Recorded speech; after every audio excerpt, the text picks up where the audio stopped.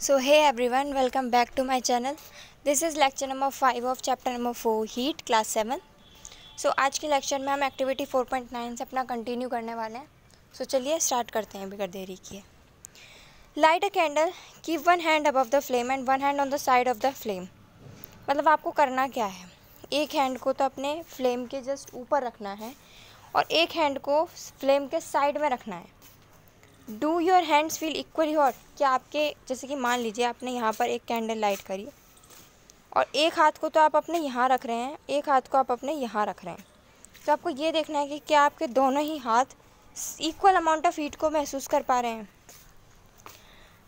Be careful, keep your hands at a safe distance from the flame so that they do not gate burn.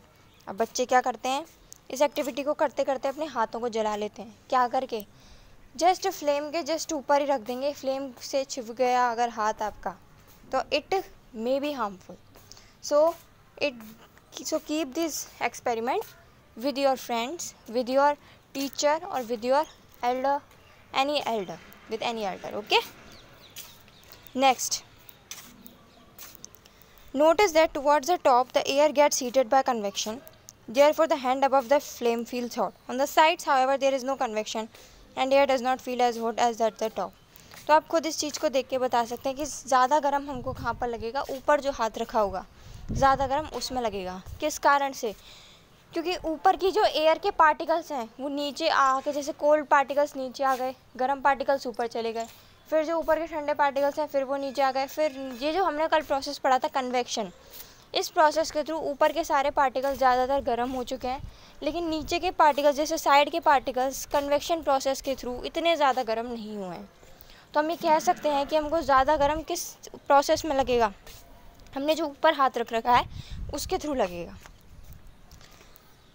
The people living in the coastal areas experience an interesting phenomena. During the day the land gets heated faster than the water. अब जो coastal areas, मतलब जैसे जो ज़्यादातर ऐसे areas होते हैं सी वाले एरियाज़, यहाँ पर सी वगैरह होते हैं, उन एरियाज़ में जो लोग रहते हैं वो एक अलग सा अच्छा सा एक्सपीरियंस महसूस कर पाते हैं. क्या कि डे के टाइम पे, मतलब जब उनके दिन हो रहा होता है उनके यहाँ पर, तब जो लैंड है वो बहुत जल्दी गर्म हो जाती है पानी से. The air over the land becomes hotter and rises up. जो एयर होता है हमारा किसके ऊपर, air over the land, land के ऊपर जो एयर होती है वो बहुत जल्दी क्या हो जाती है, गर्म हो जाती है और राइजेज अप, ऊपर आने लगती है. The cooler air from the sea rushes in towards the land to take its place. हमने ये सुनी है, जो गर्म पार्टिकल्स होते हैं वो ऊपर आ जाते हैं और जो ठंडे पार्टिकल्स होते हैं फिर वो नीचे चले जाते हैं. तो जो कोल्डर पार्टिकल्स होते हैं वो ज़्यादातर नीचे रहते हैं, नीचे कोल्डर पार्टिकल्स नीचे होते हैं, हॉटर पार्टिकल्स ऊपर होते हैं. तो जो कोल्डर पार्टिकल्स होते हैं वो नीचे के जो वाटर वाला एरिया होता है उसको ठंडे रखते हैं, और जो लैंड वाला एरिया होता है, ऊपर एटमॉस्फेयर वाला जो एरिया होता है उसको गर्म रखता है. तो the people living in coastal areas experience an interesting phenomena. During the day the land gets heated faster than the water. The air over the land becomes hotter and rises up. The cooler air from the sea rushes in towards the land to take place. अब जो cool air होगी वो क्या होगी, नीचे आती जाएगी, अपना स्थान लेने के लिए नीचे आती जाएगी. The warm air from the land moves towards the sea to complete the cycle. अब जो वार्म एयर है वो फिर ऊपर गई, फिर नीचे आई हमारी कोल्ड एयर, फिर कोल्ड एयर हमारी जो है वो गर्म हुई तो फिर वो ऊपर चली गई और हमारी जो वार्म एयर वो फिर नीचे आ गई. ये प्रोसेस हमारा लगातार चलता रहेगा. The air from the sea is called sea breeze. जो एयर हमारी सी के आसपास चलती है उस एयर को हम क्या बोलते हैं, सी ब्रिज बोलते हैं. To receive the cooler sea breeze, the windows of the houses in colder areas are made to face the sea. कि जो अगर हमारा जो कोल्डर एरियाज़ हैं उनमें क्या होता है, अगर हमको सी ब्रीज को महसूस करना है तो जो विंडोज़ हैं वो ज़्यादातर वो किस एरिया के साइड में बनवाते हैं, सी के साइड में ज़्यादातर अपनी विंडोज़ रखते हैं. At night it is exactly the reverse. और रात को जस्ट उल्टा होता है. रात को क्या होता है, जो पानी होता है वो ज़्यादा जल्दी गर्म हो जाता है लैंड से. The water cools down more slowly than the land. So the cool air from the land moves towards the sea. अब जो कूल एयर होगी वो लैंड से कहाँ पर चलने लगेगी, सी की तरफ चलने लगेगी, और इसको हम क्या बोलेंगे, लैंड ब्रिज. जो चीज़ ज़्यादा गर्म होगी उसकी तरफ हवाएं ज़्यादा जल्दी चलने लगेंगी. पहले केस में क्या था, वाटर थोड़ा सा ज़्यादा ठंडा था पानी से, तो क्या था, वाटर ब्रीज चल रही थी, और रात के टाइम पे क्या है, रात के टाइम पे हमारी लैंड थोड़ी सी ठंडी है उससे पानी से, तो रात को क्या चलेगी, हमारी लैंड ब्रीज चलेगी। Clear. When we come out in the sun we feel warm, जैसे हम सन में आते हैं हमको बहुत ज़्यादा गर्मी लगती है।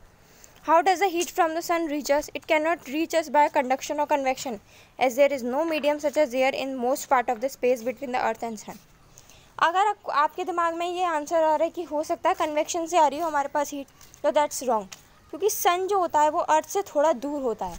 और हमने ये चीज़ सुनी है कि स्पेस में एयर नहीं होती, स्पेस में वैक्यूम होता है। तो स्पेस में एयर नहीं होती, तो स्पेस से हमारी अर्थ तक आने का कोई भी मीडियम नहीं है, कोई भी हमारा पार्टिकल ऐसा नहीं है जो कन्वेक्शन हमारा प्रोसेस कर सके। From the sun the heat comes to us by another process known as radiation. Sun से हम तक जो हीट आती है वो किस फॉर्म में आती है, रेडिएशन फॉर्म में आती है। The transfer of heat by radiation does not require any medium. जो हीट का ट्रांसफ़र हो रहा है किस में, हमारा रेडिएशन के through, does not require any medium, उसको किसी मीडियम की ज़रूरत नहीं है।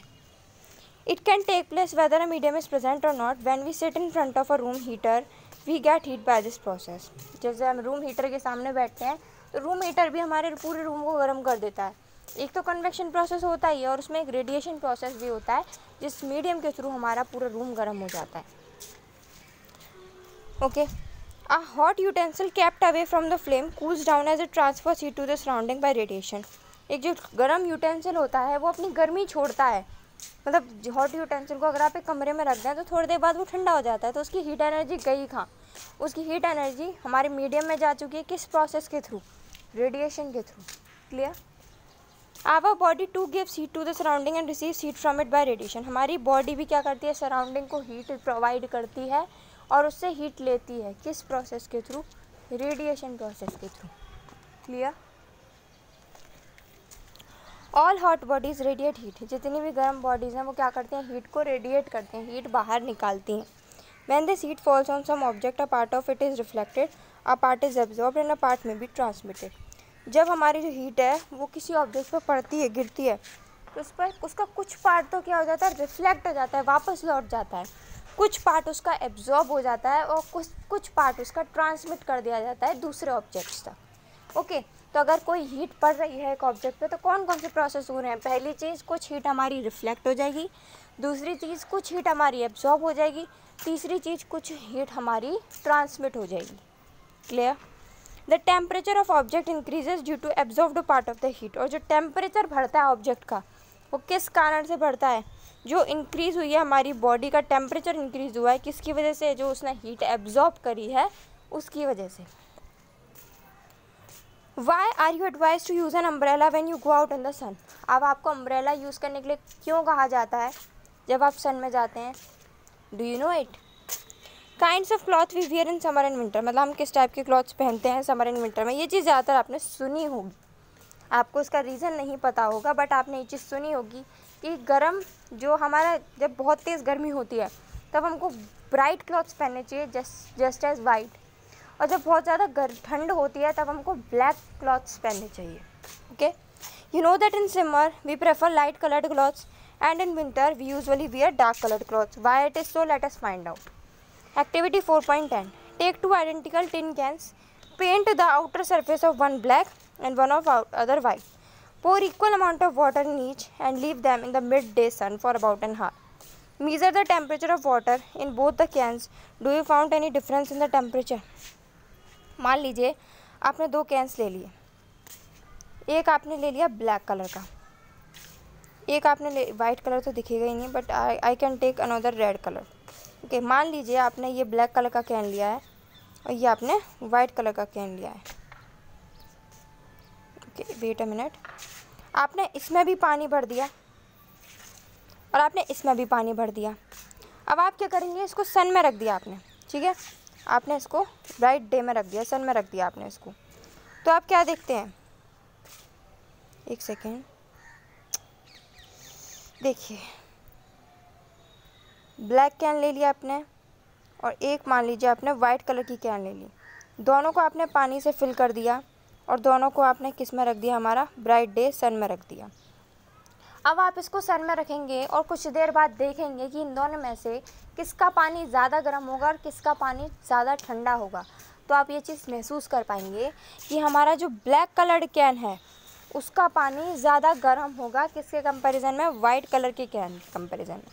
अब वो कैसे होगा ये पढ़ते हैं। अब take two identical tin cans, एक को हमने ब्लैक कलर कर दिया, एक को हमने वाइट कलर कर दिया, दोनों में इक्वल अमाउंट ऑफ वाटर भर के हमने उनको सनलाइट में रख दिया। Clear? Measure the temperature of water in both cans. Do you find any difference in temperature? In which can is the water warmer? You can feel the difference even by touching water in the two cans. जैसे हमारे दे रखे हैं, इसमें 2 cans दे रखे हैं हमको, इसी तरीके से आपको रखना है। We often use electricity and fuels like coal and wood to keep our houses cool or warm. हम कभी कभी अपने घर को वार्म रखने के लिए, गर्म रखने के लिए हम किस चीज़ का यूज़ करते हैं? हम यूज़ करते हैं इलेक्ट्रिसिटी का, फ्यूल्स जैसे कोल हो गया, वुड हो गया, इन सब का यूज़ करते हैं। To keep our houses cool और warm, is it possible to construct building that are not affected much by heat and cold outside? This can be done by constructing outer walls of buildings so that they have trapped layers of air. One way of doing this to use hollow bricks which are available these days. मतलब आजकल के समय में हमारी जो BRICS है वो किस तरीके की बन के आ रही हैं? हॉलो ब्रिक्स बन के आ रही हैं, जिनको हम यूज़ कर सकते हैं अपने हाउसेस बनाने में, ताकि वो जो हाउस है वो कम हीट को एब्जॉर्ब कर पाए। क्लियर? नेक्स्ट जो है, नेक्स्ट हमको क्या चीज़ दे रखी है? नेक्स्ट हमको दे रखा है वुलन क्लॉथ्स, नहीं एक्टिविटी 4.11 रह गई है, activity 4.11। Fill the 2 cans used in activity 4.10 with the same amount of hot water at same temperature और same amount of hot water से हमने 2 cans हमने fill कर रखी हैं।